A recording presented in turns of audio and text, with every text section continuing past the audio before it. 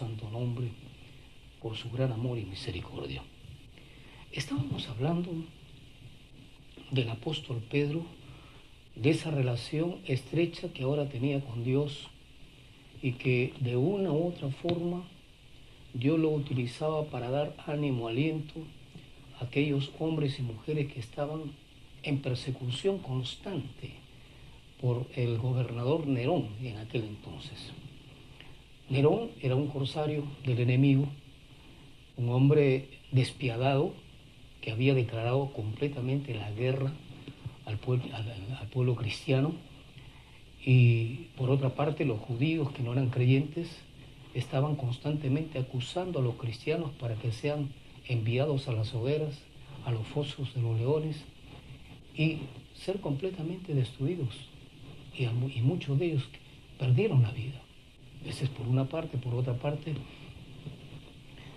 recordemos que Nerón empieza a gobernar después del año 47 aproximadamente después de Cristo, y el año 60 después de Cristo hubo un incendio en Roma, que esa fue la peor persecución que tuvo el pueblo cristiano, por el hecho de que Nerón acusaba a los creyentes, a los hijos de Dios, a los cristianos en Jesucristo, los acusaba de haber incendiado Roma. Y era una situación muy difícil, muy compleja para el pueblo cristiano. Y es ahí pues donde la carta de Pedro es escrita, y Pedro está escribiéndole justamente a los expatriados de la dispersión en el Ponto, Galacia, Capadocia, Asia y Bitinia. Ahora, ¿por qué menciono todo esto? Es porque entendamos que hoy día usted y yo no llevamos una vida en esa dirección. Llevamos una vida cristiana muy cómoda, muy tranquila. Cada uno de nosotros tiene sus problemas desde el punto de vista personales, familiares, sociales, pero no hay una persecución como lo existía en ese tiempo para los primeros cristianos del pueblo judío. Ahora, si nosotros hacemos un análisis, nosotros debemos comprender que Dios nos ha dado de su gracia, de su amor y de su poder, no para quedarnos quietos, no para quedarnos en casa y hacer de nuestra vida una vida cómoda, placentera, familiar, y de repente dentro del comercio, dentro del trabajo, realizar nuestras gestiones diarias desde el punto de vista comunes. Sin embargo, necesitamos entender que en este tiempo, el mundo de este tiempo era de Asia.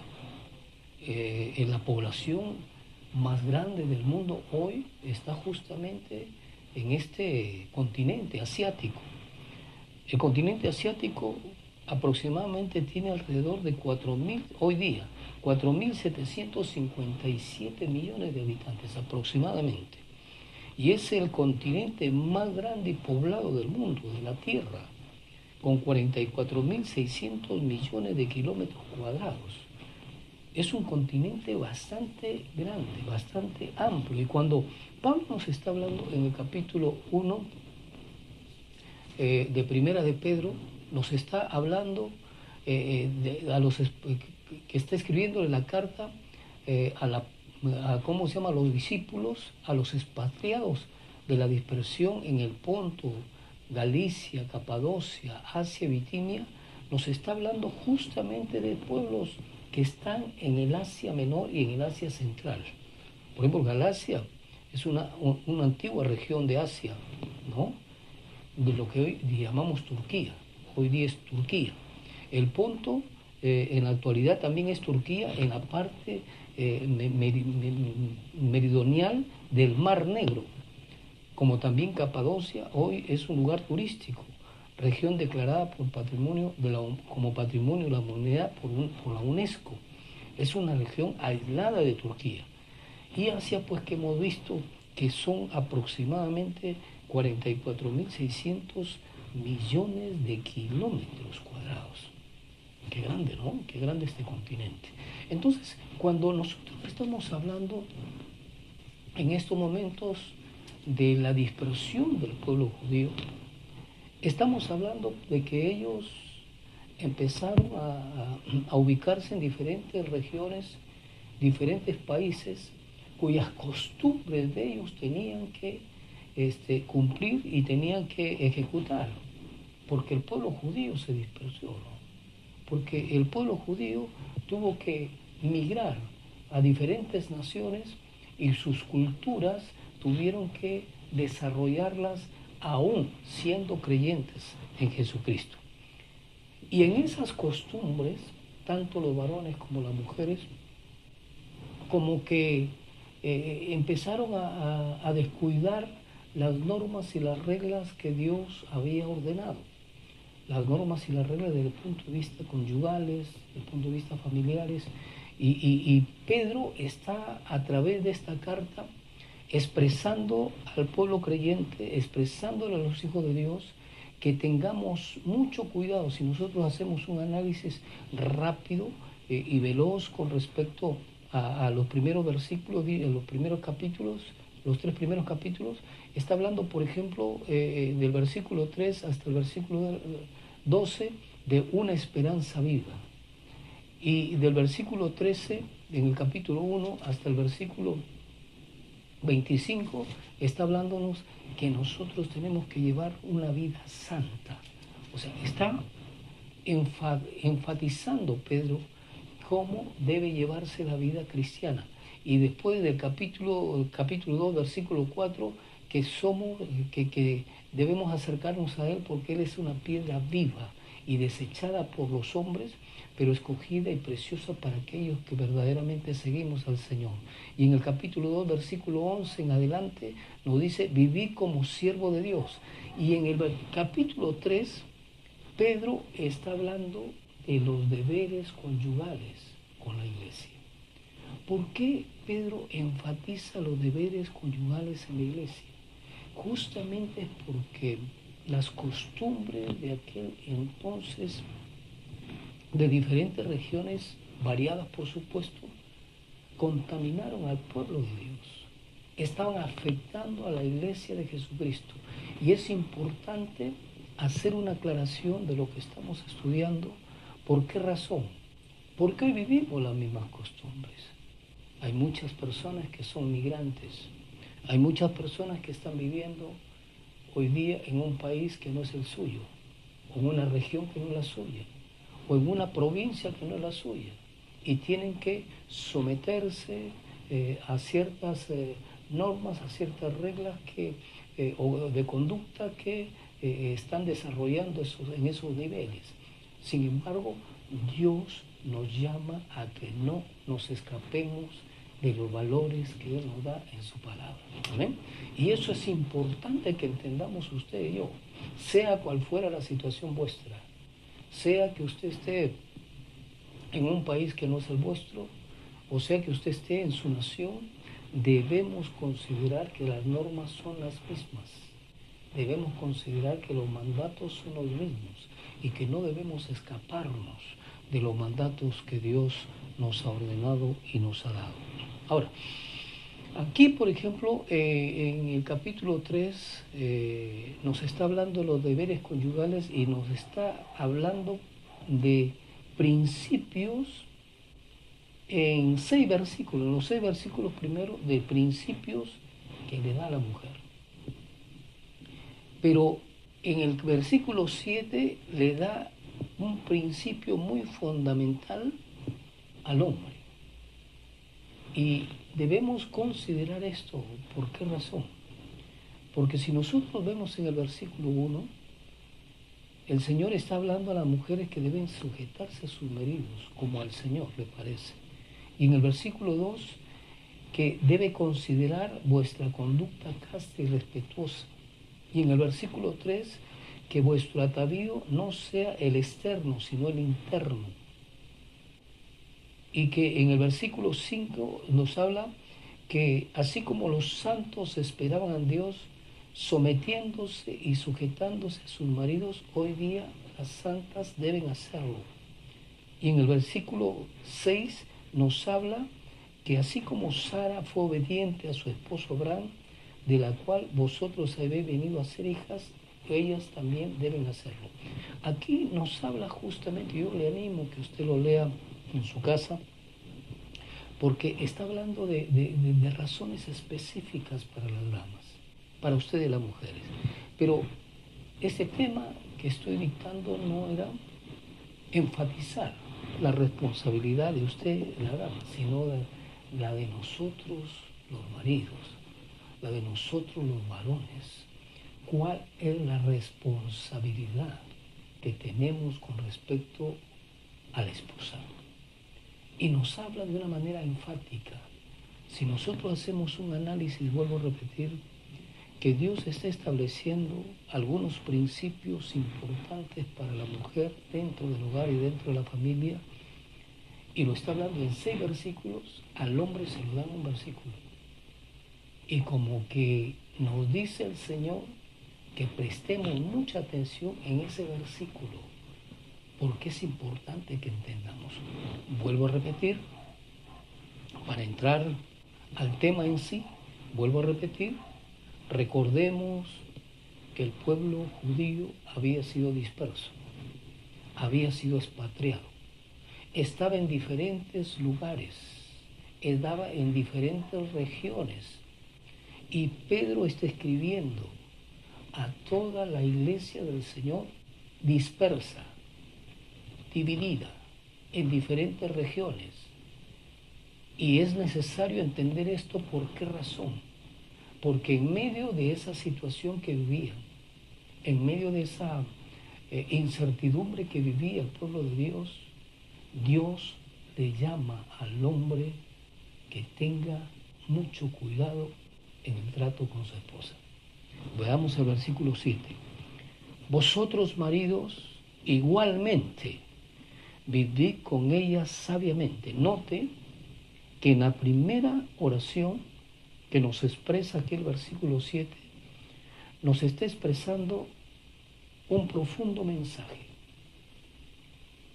Está comparando, no está comparando las reglas y las normas que le da a la mujer como dama dentro del hogar y dentro de la familia, sino está diciéndole que así como esos 6 versículos anteriores con respecto a las demandas que le da la dama, en este versículo y en esta oración le dice al esposo igualmente, vosotros maridos, igualmente, vivid con ellas sabiamente. ¿Qué significa esta frase? Vivir con ellas sabiamente. Vivir con ellas con inteligencia. Vivir con ellas con la razón y no con los sentimientos y las emociones. Vivir con ellas con la cordura más sublime y necesaria que pueda obtener tu ser, que puedas obtener tú. Que tengas mucha capacidad, mucha inteligencia, mucho tacto, mucho tino para tratar a la mujer. Vosotros, maridos, igualmente, vivid con ella sabiamente, ya no con un carácter hosco, duro, con un carácter de autoridad, sino con un carácter de amigo, con un carácter de amor, de ternura, que es lo que ellas anhelan y necesitan del esposo. Mayormente, usted llega del trabajo después de haber tenido una lucha en el mismo y usted quiere descansar, pero se ha puesto a pensar cuántas cosas hizo su esposa en el día, cuántas labores se ejecutó dentro del hogar, dentro de la familia. Se ha puesto a pensar cuántas profesiones desarrolló en la actividad diaria con sus hijos, en la manutención de la limpieza, del aseo, etcétera, etcétera, del hogar. Usted y yo necesitamos entender que así como usted y yo trabajamos, ellas hacen un trabajo esforzado y dedicado dentro de la familia, dentro del hogar, y no cobran un sueldo. Usted lo hace en la calle usted lo hace en la sociedad, lo hace en el trabajo que tiene y usted recibe a cambio un salario, un sueldo, pero ellas ejecutan un trabajo, ejecutan una responsabilidad en casa. Son lavanderas, son cocineras, son amas de casa, de limpieza, de aseo. Algunas son grafiteras, otras son pintoras. A veces hasta de albañil se visten para desarrollar el trabajo dentro de la familia, dentro del hogar. Son educadoras, muchas veces son enfermeras. Sin embargo, no tienen un sueldo. Sin embargo, no valoramos a ellas. Por esa razón, el Señor nos está diciendo aquí que tengamos mucha sabiduría para tratarlas a ellas. Mucha sabiduría para poder compartir con ellas los momentos libres que tienes tú con ella en el día. Y bueno, puedas salir con ella de casa y puedas compartir momentos de felicidad, de tranquilidad y de sobriedad dentro de la familia, dentro del hogar. Ahora, esto, muchos dicen, pero esto es difícil. Si yo también vengo cargado, ¿pero por qué se casó? ¿Para qué se casó? ¿Por qué tuvo una familia? ¿Para qué tuvo una familia? La esposa es la mejor amiga. La esposa es aquella que le cuida las espaldas y debe vivir con ella sabiamente. Más adelante nos dice, dando honor a la mujer como a vaso más frágil. Imagínate un vaso de vidrio, el más fino que puedas tener en casa. Si tú lo dejas caer de 1 metro, si tú lo dejas caer de 2 metros, o de 2,5 metros, imagínate qué puede ocasionar esa caída y qué puede afectar a las personas que están alrededor con respecto a la caída. Ese objeto, ese vaso de vidrio, se hace añicos. Por eso Dios nos llama a nosotros los varones que vivamos sabiamente con ellas, porque ellas son muy sensibles, ellas son muy delicadas, sus sentimientos, sus emociones son demasiado débiles, demasiado delicados, que hay que tratarlo con mucha dulzura, con mucha destreza, con mucho amor, con mucha ternura. Pero no solamente eso, sino que nos dice la palabra del Señor más adelante, y como a coheredera de la gracia de la vida, y como a coheredera de la gracia de la vida. Cuando leí esta parte de la palabra, yo muchas veces me he preguntado, ¿qué es lo que Dios quiso decirnos a nosotros los varones? Algunos lo interpretan que el hombre también es coheredero de la gracia de la vida, pero aquí no está diciendo el varón. Aquí no le está diciendo el varón. Por eso es muy importante que entendamos. Dice, y vosotros maridos igualmente vivid con ella sabiamente, dando honor a la mujer como a vaso más frágil y como a coheredera de la gracia de la vida. Ellas son colaboradoras de la gracia de la vida. Usted como varón puso la semilla y ella lo recibió y empieza a germinar una vida, empieza a desarrollarse una vida.